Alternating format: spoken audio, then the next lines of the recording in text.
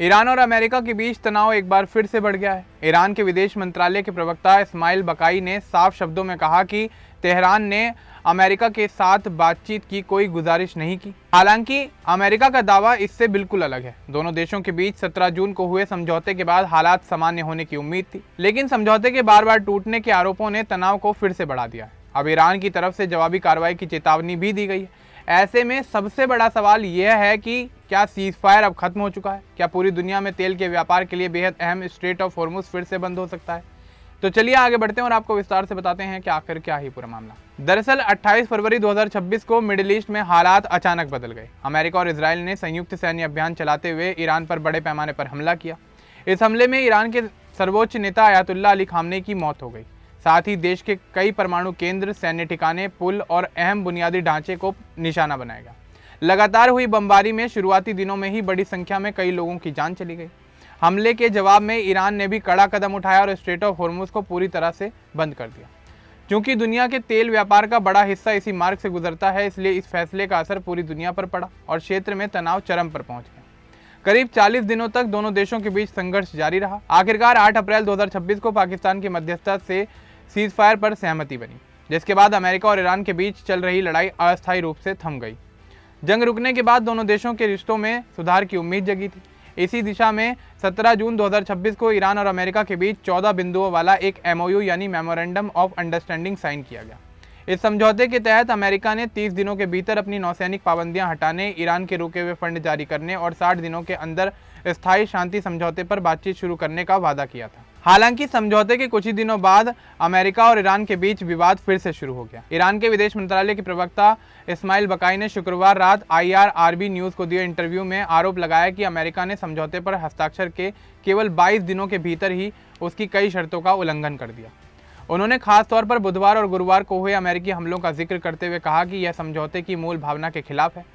बकाई के अनुसार MOU के पहले 2 बिंदुओं में सैन्य कार्रवाई रोकने की बात स्पष्ट तौर पर कही गई थी, लेकिन इसके बावजूद हमले किए गए। उन्होंने यह भी आरोप लगाया कि अमेरिका ने ईरान के तेल निर्यात से जुड़ी अनुमति रद्द कर दी और नए प्रतिबंध लागू कर दिए, जबकि समझौते में प्रतिबंधों में राहत देने का वादा किया गया था। इस पूरे विवाद पर ईरान ने अपना रुख बिल्कुल स्पष्ट रखा है। तेहरान का कहना है कि उसका सिद्धांत कमिटमेंट के बदले कमिटमेंट का है, यानी यदि कोई पक्ष अपने वादों का पालन नहीं करता तो ईरान भी उन प्रतिबद्धताओं को निभाने के लिए बाध्य नहीं होगा। विदेश मंत्रालय के प्रवक्ता इस्माइल बकाई ने आरोप लगाया कि समझौतों से पीछे हटना अमेरिका की पुरानी नीति रही है। उन्होंने 2018 की परमाणु संधि का उदाहरण देते हुए कहा कि उस समय भी वॉशिंगटन ने अपने वादों से पीछे हटने के लिए अलग अलग कारण बताए थे। बकाई ने यह भी साफ किया कि ईरान ने अमेरिका के साथ सीधे संवाद की कोई पहल नहीं की है। हालांकि एक क्षेत्रीय मध्यस्थ को तेहरान बुलाया गया था, जिससे शुक्रवार को मशहद में मुलाकात कर मौजूदा हालात पर चर्चा की गई।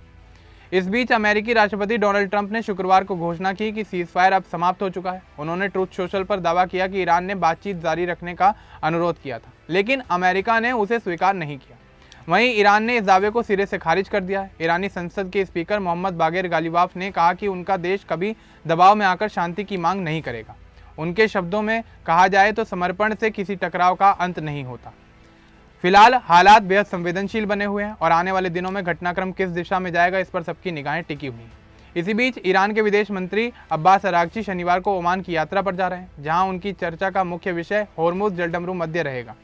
यह मुद्दा दोनों देशों के बीच हुए समझौते का एक अहम हिस्सा माना जा रहा है। ईरान और ओमान समुद्री मार्गों को फिर से सुरक्षित और सामान्य बनाने के लिए मिलकर प्रयास कर रहे हैं। दूसरी ओर कतर भी मध्यस्थ की भूमिका निभाता नजर आ रहा है। शुक्रवार को कतर का एक प्रतिनिधिमंडल तेहरान पहुंचा, जहां उसने ईरानी अधिकारियों के साथ मुलाकात कर क्षेत्रीय तनाव कम करने और समुद्री नेविगेशन बहाल करने के मुद्दों पर बातचीत की। इससे पहले स्विट्जरलैंड में दोनों पक्षों के बीच प्रत्यक्ष वार्ता और कतर में अप्रत्यक्ष बातचीत भी हो चुकी है, लेकिन अभी तक कोई ठोस समाधान निकलकर सामने नहीं आया। उधर संयुक्त राष्ट्र सुरक्षा परिषद में भी ईरान के परमाणु कार्यक्रम का मुद्दा उठाया गया। तेहरान ने इस पहल को अमेरिका, ब्रिटेन और फ्रांस द्वारा चलाया जा रहा राजनीतिक अभियान करार दिया। चीन और रूस ने भी इस बैठक पर आपत्ति जताते हुए कहा कि प्रस्ताव की अवधि 18 अक्टूबर 2025 को समाप्त हो चुकी है, इसलिए इस विषय पर नई चर्चा का कोई विशेष औचित्य नहीं है। ईरान का तर्क है कि जब उस पर हमले हुए थे तब सुरक्षा परिषद और IAEA यानी अंतर्राष्ट्रीय परमाणु ऊर्जा एजेंसी ने कोई प्रभावी प्रतिक्रिया नहीं दी थी। ऐसे में अब उन्हीं ठिकानों तक पहुंच की मांग करना दोहरे मानदंड को दर्शाता है। लंबी चर्चा के बावजूद बैठक किसी ठोस निष्कर्ष या फैसले पर नहीं पहुंच सकी। फिलहाल पूरे मिडिल ईस्ट में अनिश्चितता और तनाव का माहौल बना हुआ है। सबसे बड़ी चिंता स्ट्रेट ऑफ हॉर्मुज को लेकर है, क्योंकि वैश्विक तेल आपूर्ति का बड़ा हिस्सा इसी रास्ते से गुजरता है। यदि यह मार्ग दोबारा बाधित होता है तो अंतर्राष्ट्रीय बाजार में तेल की कीमतों पर बड़ा असर पड़ सकता है। इसी वजह से पूरी दुनिया की नज़रें अब इस क्षेत्र के घटनाक्रम पर टिकी हुई हैं। ईरान लगातार यह संदेश दे रहा है कि यदि समझौते की शर्तों का उल्लंघन जारी रहा तो वह भी अपनी प्रतिबद्धताओं पर पुनर्विचार करेगा। दूसरी तरफ अमेरिकी राष्ट्रपति डोनाल्ड ट्रंप द्वारा सीजफायर समाप्त होने की घोषणा के बाद अंतर्राष्ट्रीय बाजार और कूटनीतिक हलकों में चिंता बढ़ गई है। कई देश हालात पर करीब से नजर रख रहे हैं और यह देखना चाहते हैं कि आने वाले दिनों में तनाव कम होता है या फिर बढ़ता है। तेहरान का कहना है कि वह शांति का विरोधी नहीं है, लेकिन किसी भी एक तरफा दबाव या शर्त को स्वीकार नहीं करेगा। अब उम्मीद ओमान और कतर की मध्यस्थता पर टिकी हुई है। यदि बातचीत आगे बढ़ी तो 17 जून के बाद समझौते के तहत 60 दिनों की अवधि के भीतर स्थायी समाधान की दिशा में कदम बढ़ सकते हैं। लेकिन यदि सैन्य कार्रवाई या नए प्रतिबंधों का सिलसिला जारी रहा तो क्षेत्र फिर गंभीर संकट में फंस सकता है। ईरान ने यह भी स्पष्ट कर दिया है कि वह अंतर्राष्ट्रीय परमाणु ऊर्जा एजेंसी यानी IAEA को उन ठिकानों तक पहुंच नहीं देगा जो अमेरिकी और इजरायली हमलों का निशाना बने थे। उसका तर्क है कि जब उन हमलों पर अंतर्राष्ट्रीय संस्थाओं ने कोई ठोस प्रतिक्रिया नहीं दी है तो अब निरीक्षण की मांग उचित नहीं है। इस पूरे विवाद में दोनों पक्ष एक दूसरे पर समझौता तोड़ने का आरोप लगा रहे हैं। अमेरिका का कहना है कि ईरान अपनी जिम्मेदारियों का पालन नहीं कर रहा है, जबकि ईरान का दावा है कि समझौते का उल्लंघन सबसे पहले अमेरिका ने किया। 28 फरवरी 2026 को शुरू हुए इस संकट ने कई उतार चढ़ाव देखे हैं। 40 दिनों का युद्ध, 8 अप्रैल का सीजफायर, 17 जून का 14 सूत्रीय समझौता और अब जुलाई में अमेरिका और ईरान के बीच फिर से बढ़ता हुआ तनाव। इस बीच ईरान की अर्थव्यवस्था पर भी दबाव बढ़ता नजर आ रहा है। तेल निर्यात पर नए प्रतिबंधों ने उसकी चुनौतियां और बढ़ा दी हैं। इसके बावजूद ईरानी नेतृत्व का कहना है कि वह दबाव के आगे झुकने वाला नहीं है। दूसरी ओर दुनिया के कई देश खुलकर किसी एक पक्ष का समर्थन करने से बच रहे हैं, क्योंकि इस संकट का असर ऊर्जा सुरक्षा और वैश्विक स्थिरता दोनों पर पड़ सकता है। आने वाले दिनों में ओमान और कतर की कूटनीतिक कोशिशें कितनी सफल होती हैं, इस पर बहुत कुछ निर्भर करेगा। फिलहाल दोनों पक्ष अपने अपने रुख पर अड़े हुए हैं। एक तरफ ईरान जवाबी कदमों की चेतावनी दे रहा है तो दूसरी तरफ अमेरिका सख्त संदेश दे रहा है। इस टकराव का सबसे बड़ा असर आम लोगों पर पड़ रहा है, जिन्होंने पहले ही युद्ध और अस्थिरता की भारी कीमत चुकाई है। इसलिए पूरी दुनिया की नज़र अब इस बात पर टिकी हुई है कि हालात बातचीत की ओर बढ़ते हैं या फिर क्षेत्र एक बार फिर से बड़े संघर्ष की तरफ बढ़ता हुआ नजर आता है।